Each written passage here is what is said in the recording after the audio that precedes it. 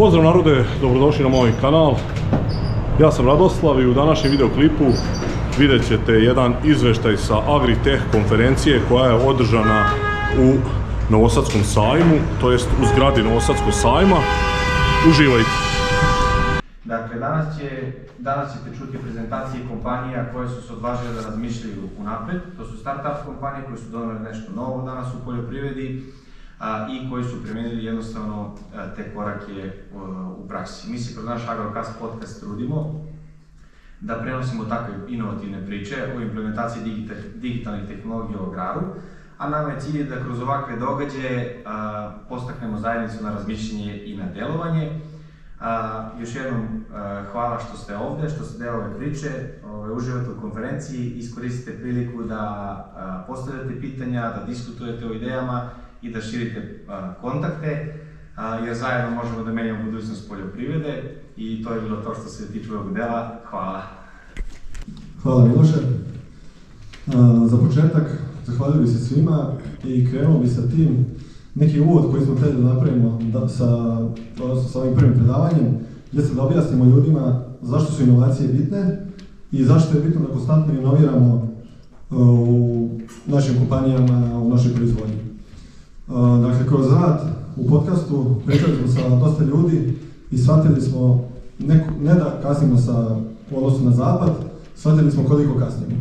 I shvatili smo to da su oni uvijek jedan korak ispred nas i kada ih mi sustižemo, oni odu korak dalje i negdje ideja nam je da ovo bude neki prvi korak da ih mi sustižemo u potpunosti. Dakle, da bi se bavili inovacijama, potrebno je da razumemo šta su inovacije i zašto je potrebno inovirati. U prethodnih par godina slušao sam dosta dobrih, pametnih inovatora i negdje kroz ovu prezentaciju proslijedit ću vam nešto što je najviše ostavio utjecaj na mene. Prvi broj to je 80%. To je broj svjetskih kompanija, najvećih, koje su postojale pred 20 godina, a danas ne postoje. Kako bi to izgledalo u praksi?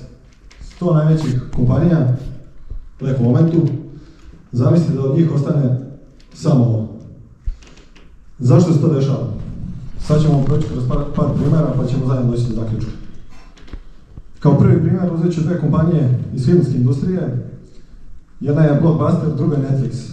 Većina od vas zna za jednu ili za drugu, pošto su iz različitog doba. Početkom 2000-ih Blockbuster imao udeo od 40% na tržištu u filmskoj industriji. Javlja se mala kompanija Netflix, imaju inovativnu ideju i predstavljaju je Blockbuster i im odgovara jednu jako bitnu stavku, odnosno jednu jako bitnu rečenicu. Mi smo prvi na tržištu, nama dobro ide i ovako i mi nemamo potrebu da se menjamo. Nekoliko godina kasnije, danas. Sad ćemo proći još jedan primjer koji mnogo bolje znate i mnogo bolje ćete razumeti. To je Nokia. Svako od nas je u nekom momentu koristio Nokia telefone. 2007. godine na tržištu mobilnih uređaja javljaju se pametni telefoni. Apple izbacuje svoj proizvod, smartphone prvi i šta kaže Nokia? Direktor njihov u jednom razgovoru, u jednom intervjuu je rekao naši kupci su navikli na nas, nama ide dobro i ovako, mi ne treba da se menjamo. Svi znamo kakva je situacija danas. Poenta i jedni i drugi, kao i većina drugih kompanija koje sada nisam nabrojao, su izgovarali jednu rečenicu. To je, ide nam dobro i ovako, ne želimo da se menjamo. I negdje, to je nama, koji smo slušali ta predavanja, negdje najviše probudilo to da konstantno inoviramo, da konstantno imamo potrebu za novim znanjima i da konstantno napređujemo svoju proizvodnju. Sad još jednom dotakao bi se pitanja šta su inovacije i kako sad to ima veze sa poljoprivredom. Prvi traktor koji je ikada napravljen, tada je bila inovacija. Svi znamo kako mi izgleda danas i da je neophodan na našem gazdinstvu. Prije nekoliko godina, 10-15, pojavili su se prvi autopiloti. Oni su također tada bili inovacija i na našim većim gazdinstvima nije zamisliv rad bez upravo ovih autopilota. Danas to su razni softveri, softverska i hardverska rješenja koja nam pomažu u svakodnevnom radu da budemo što brži i što efikasniji. Kad pričamo o inovacijama, dotakao bih se još jedne stvari. Svi o inovacijama misle kao tehnološka inovacija, da je to jedan softver.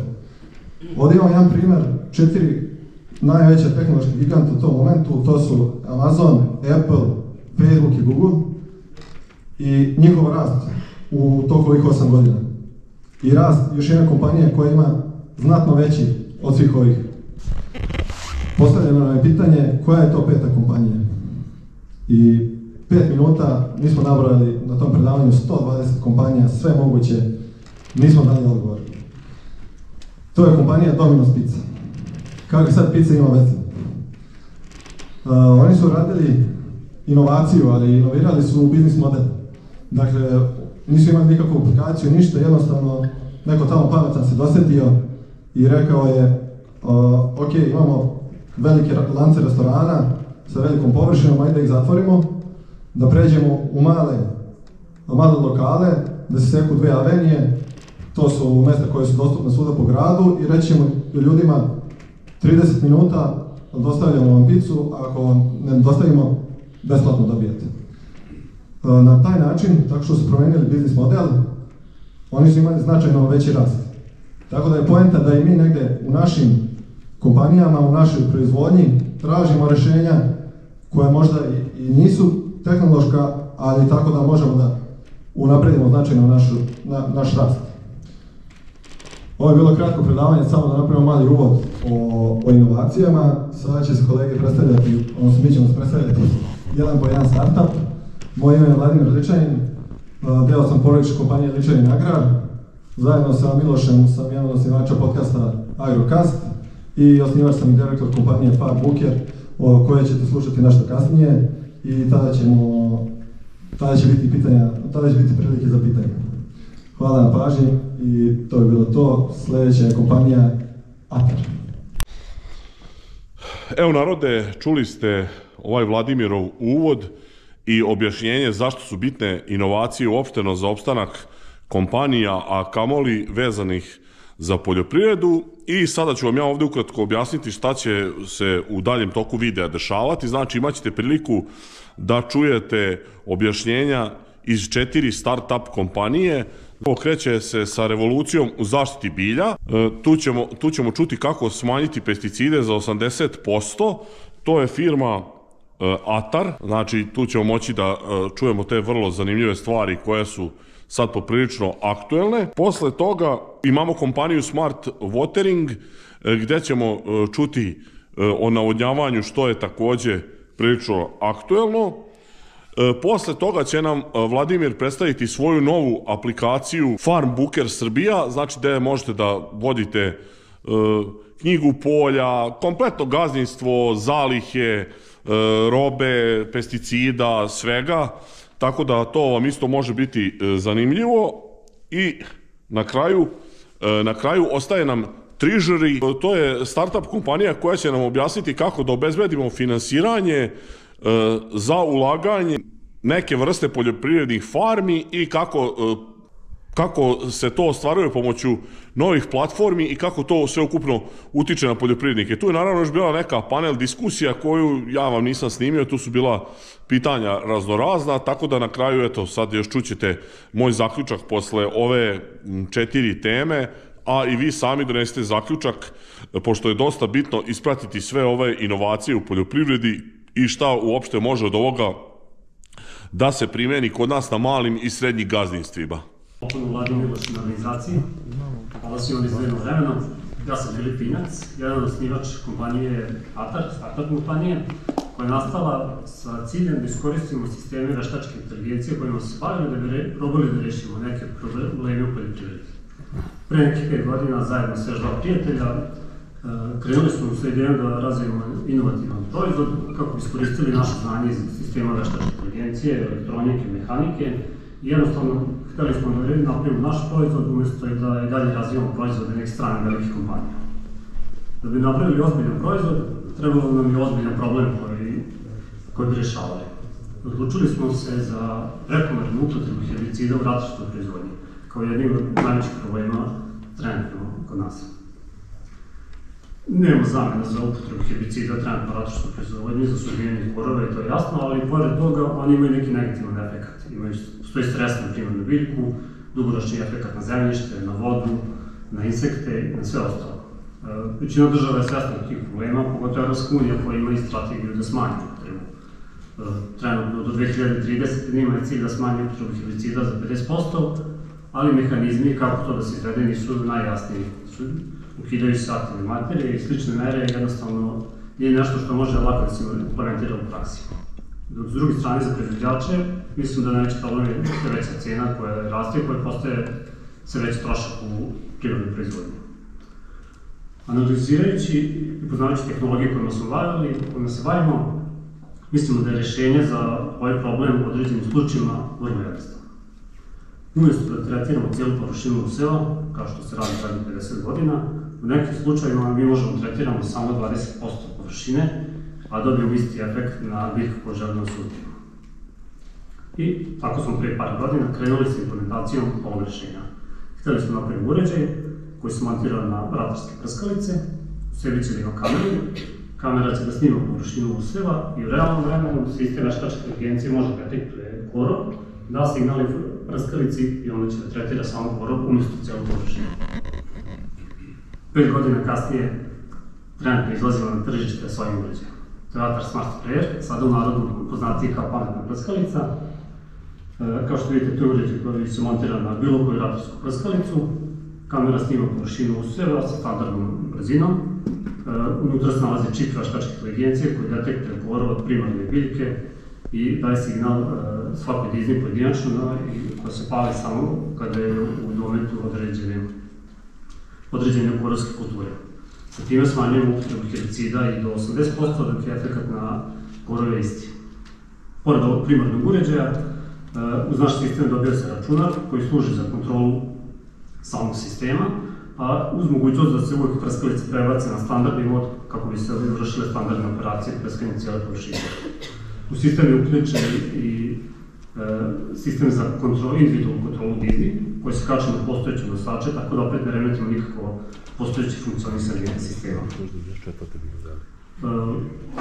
Ovdje je jedan video kako to izgleda u praksi, jedna od naših oglednih polja iz poslednjih par godina.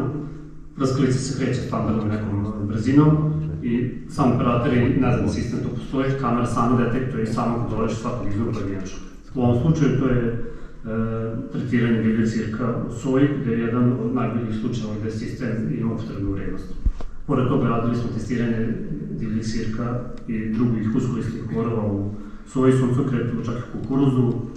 Dosta smo radili testiranja na strnjištima gde su uštede bile velike, pogotovo poslednjih par godina dok su stali bili skupi, bilo je veliki efekta na većim površinama. Kroz različite ogledna polja, ovo je spisak nekih prednosti naših sistema koji donosi u odnosu na tretiranje cijele površine. To su značajne uštede, preko 80%, 90% čak u nekih slučajevima. Smanjuje se uticaj na životnu sredinu dugoročno, jednostavno mnogo manje hemije koja ostavljamo u zemljištu, definitivno ima indirektno uticaj na životnu sredinu.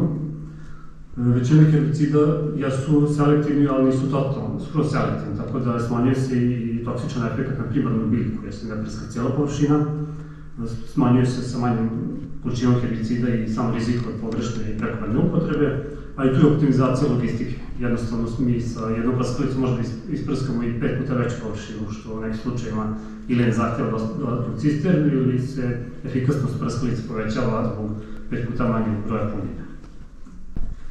Toliko od mene, ako imate neka pitanja, tu smo govorili sad, možete vidjeti naš uređaj, tako da. Evo mene opet, dugo nisam bio. Za početak, prvi deo ove prezentacije bit će prikaz kako funkcioniše farm booker i što smo to do sada napravili. Dakle, ovdje smo napravili jedan testni nalog. Ovdje smo napravili jedan testni nalog gdje je na samom startu u okviru knjige polja prikazane su naše parcele, ratarstvo, voćarstvo. Sam zapis podataka, zapravo ovaj deo knjiga, sama knjiga polja, zapis podataka može se vršiti na dva načina. Jedan je ručno jednu po jednu operaciju, gdje su sa lijeve strane neke aktivnosti, odnosno operacije koje mi planiramo za svaku kulturu i ovdje svako na svom nalogu može da menja ove planirane kulture koje je vezano za svake kulture. Dakle, mi na kukuruzu radimo manje više svake godine iste stvari. I te stvari sam ja dao ovdje kao neke predefinisane, da ne bih morao da tražim uvijek jednu, kako funkcionišu sad aplikacije zapravo. Svaki put morate da tražite jednu od 50 operacija koje postoje, mi damo mogućnost da predefinišete te operacije i da vam one izlaze. Sa desne strane nalaze se dakle, završene operacije na njivi i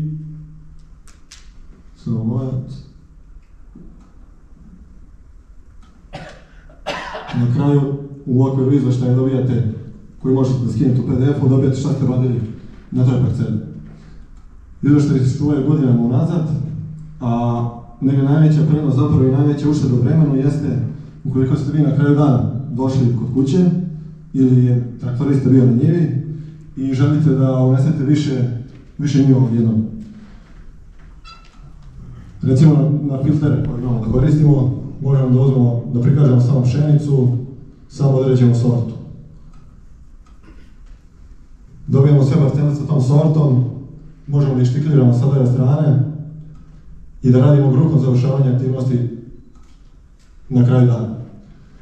Recimo da je to prihrana u pitanju, dodajemo repromaterijal, naziv unosimo sve što imamo sada od đubriva što smo uneli, količina, da li je u kilogramima, u litrima, da li je po hektaru. Dakle, poenta je da na kraju dana možete da dođete, izbacili ste dve prikolice đubriva, unesete ukupnu količinu i mi ćemo automatski raspodeliti na svaku njivu prosječnu površinu po hektaru. Tu imamo dodatna polja gdje možete da stavljate koliko je utrošeno goriva, koji je traktorista radio, da li je plaćena operacija i svašta nešto drugo. Također još ovdje u okviru ovih filtera imamo opciju da vidite koju operaciju niste uradili. Recimo ako uzmemo kukuruz i suncokret, operaciju špartanje, dobit ćemo sve operacije koje smo planirali te godine na njivama, ali nismo ih uradili još uvijek. Tu su nam naravno mape, gdje smo pirali neke testni nalog, kada smo samo prikazali kako to izgleda na mapi. Svaka parcela je tu, možemo da menjamo kasnije mapu. Trenutno funkcioniše tako što možete da koristite koordinate, uskoro ćemo ubaciti da to može putem GeoSurbija, to je nadamo se da će nam država omogućiti. I treća opcija je putem shape failova iz vaših autopilota. Dakle, ukoliko imate failove iz autopilota, mi možemo da prepoznamo granice te parcele i da vam omećemo. Tu su katalozi naših partnera, kalkulatori neki u svakodnevnom poslu, pa tako recimo ukoliko ste u setvi, treba da postavite površinu 65 hektara kukuruza, međuradni razmak 70, razmak u redu 22,3, recimo tako nam je sejalica, broj sjemena u setvenoj jedinici neka bude da je 50.000, dobijemo normu broj biljaka po hektaru i dobijemo ukupno koliko nam treba za tu površinu. Isto tako funkcionišu i što se tiče prskanja, ukoliko treba da izbacimo, recimo, to je da poprskamo površinu 65 hektara, veličina prskalice 2000 litara, potrošnja vode 200 litara, količina recimo preparata neka bude 2,5 i dobijemo ukupnu površinu, to je ukupan broj količinu preparata i koliko preparata nam treba za jednu prskalicu. Dakle, ovo su neki alati koji nam služe u svakodnevnom radu, u toku sezone, da li je setva, da li je prskanje, da li je đubrenje. Senzora i kontrolera i mobilne aplikacije omogućava uglavnom proizvođačima voća i u sistemima kap po kap da automatizuju sisteme za navodnjavanje i da tako sebi smanje troškove i podignu prinose. Kao što su danas i kolege govorili, danas živimo u eri automatizacije u poljoprivredi, od svih mogućih procesa, navodnjavanja do setve, žetve i tako dalje. I gdje god da sam bio, bilo po Evropi, bilo negde na Bliskom istoku i tako dalje, svugdje podem sa tom radnom snagom. Ukratko kratak pregled samo kako se navodnjavanje tokom godina menjalo i razvijalo i tako dalje. Prvo je počelo neki 70. godina sa klasičnim polivanjem, onda se pojavili sistemi neke osnovne kontrole tamo 80. godina. Kompjutersko upravljanje 2000-ih i danas imamo potpuno autonomne sisteme za navodnjavanje koji spram senzora započinju da zaustavljaju navodnjavanje, tako isto daju preporuke za prihranu i tako dalje. A način na koji se navodnjava se promenio zbog više razloga. Prvo, tu su i klimatske promene koje stvaraju sve više i više problema. U smislu da i oni ljudi koji imaju bunare i koji imaju sisteme za navodnjavanje, nama su klijenti posle 2-3 godine korištenja dođu i kažu ja sam imao bunar, imao sam pumpu, ali više nemam tu količinu vode i moram da spuštam pumpu dublje ili da koristim drugu jaču pumpu. Tako da sada je potrebno, da kažem, svaku kap vode isporučiti tamo gdje treba, kad treba i biti što efikasniji sa njom. Isto jedna slična primjer iz Svankame, čovjek ima bunar, kad komšija posle 2-3 godine, kako se zove, izbušće sebi bunar, on više nije imao vode. Tako da je voda, da kažem, jako bitan resurs. Najveći izazovi, kao što sam već rekao, su manjak radne snage i produktivnosti. 70% sveže vode se koristi za navodnjavanje, ukupno dostupno globalno sveže vode. A istraživanja i rezultati sa polja pokazuju da zemljište koje se navodnjava je duplo produktivnije od onoga koje se ne navodnjava. Mi smo recimo radili eksperimente u kukuruzu, baš u Pik Večerju, odakle gdje tada mislim radili gospodin Klepić, i poređeno je 1 hektar kukuruza bez kap po kap i sa kap po kap, na jednom je bio prinos oko 5 tona po hektaru, na drugom je bio 11 tona po hektaru. A kad pričamo sa proizvođačima, 66% njih kaže da ima problem sa pronalaskom adekvatne radne snage. I nije rijedak slučaj da se ovdje uvozi radna snaga iz Nepala, Indije i tako dalje, a to je u Evropi već uvijek u slučaju.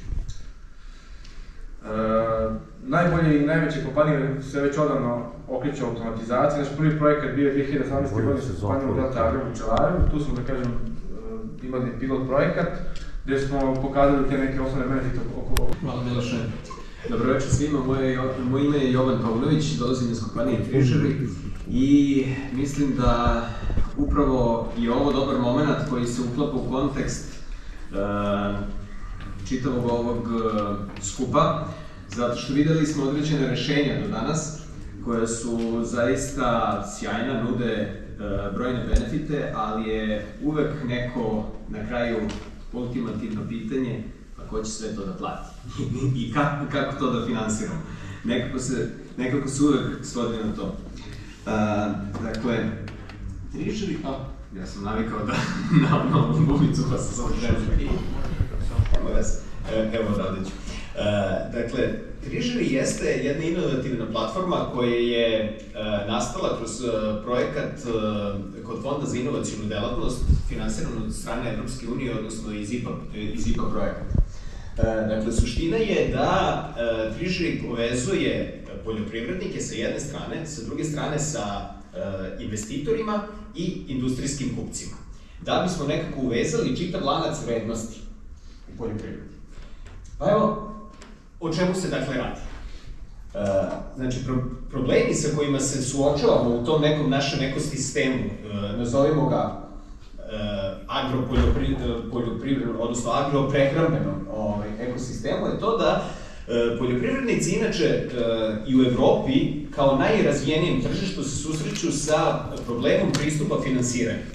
A magnituda tog problema je zapravo 67 milijardi dolara nedostaje samo u Evropi za finansiranje poljoprivrede. U Africi taj podatak je preko 100 milijardi. Znači, samo na ta dva kontinenta imamo preko 160 milijardi, a znamo koliko su podaci dostupni, odnosno koliko nisu dostupni u afričkim zemljama. Sa druge strane, imamo investitore koji uvek tragaju za dobrim investicijama i nekim povraćajem kapitala, ali oni imaju limitiran pristup dobrim investicijama, prosto nemaju dobru preglednost takvih investicija i transparentnost uvek u određenim investicijama je ključna stvar za njih.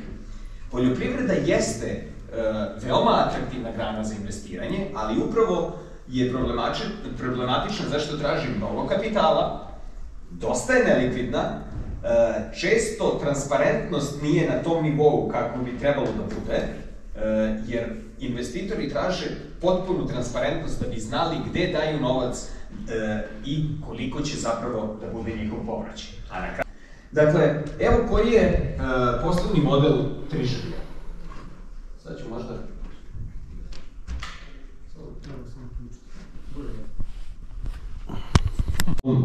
U tom segmentu digitalizacije i modernizacije, da bismo podigli nivo prinosa i kvalitet prinosa i na kraju, na posledku, da bismo garantovani plasman kroz dugoročne ugovore kod velikih industrijskih kupaca. Evo pilot projekat koji smo napravili ovde kod nas u Srbiji je investiranje plantaže lešnika na ovaj sistem. Inače, imali smo prezentaciju pre nekih mesec dana u Naučno-tehnološkom parku. Ovaj video smo mogli možda da pustimo, ali nema veze. Znači, kako sve funkcioniše? Investitor ulaže, Treasury sa naše strane, mi smo i poljoprivrednici u ovom slučaju, dakle, sami radimo proizvodnju lešnika, mi preuzimamo sve od sadnje, preko upravljanja plantažom, skupljanja samog ploda i na kraju plasmana na tržište. Znači, investitorima pružamo zaokruženo rešenje da oni samo plasiraju novac i da ne budu direktno uključeni. Zašto je to važno? Pa zato što je pasivan prihod zapravo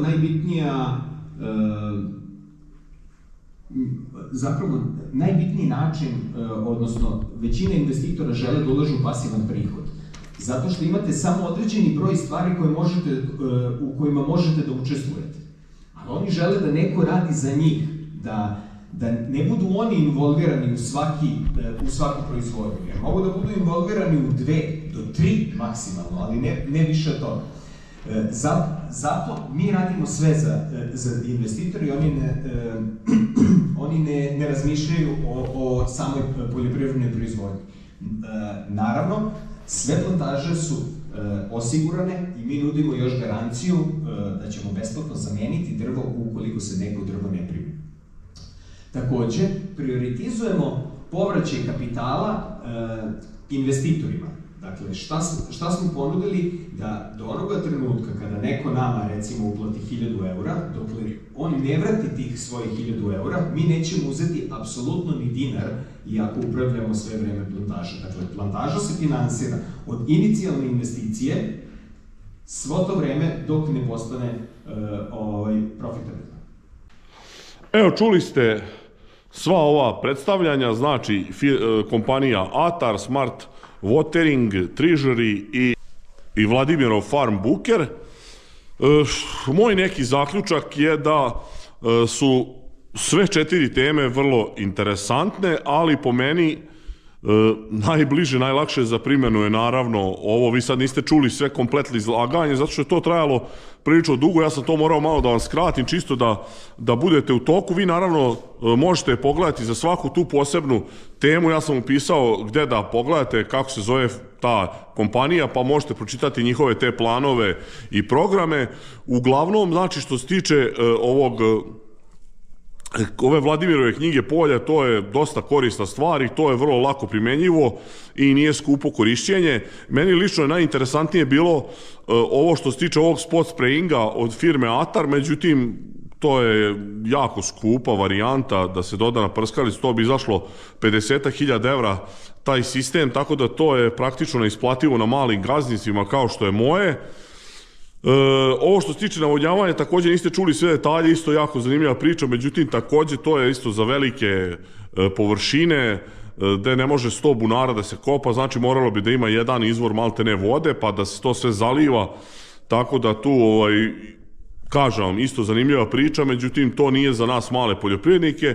A što se Treasury-a tiče i ovih lešnika, to možete pogledati malo opširnije na njihovom sajtu ili na njihovoj Facebook stranici, pa će vam biti jasnije kako to izgleda ulaganje u te njihove farme, znači gde vi kupujete određen broj tih lešnika, čekate neku zaradu, imate dobit, neko drugi brine o tome, radi to maksimalno, mislim, to mi je ono za sada špansko selo, po meni to je za neke ljude koji imaju neki višak novca, mi mali poljoprivrednici nemamo sigurno višak novca, tako da nemamo taj problem gde da taj novac usmeravamo ga u preživljavanje, ali opet neko kome je zanimljivo to neka pogleda, pa možda se pronađe u ovoj priči.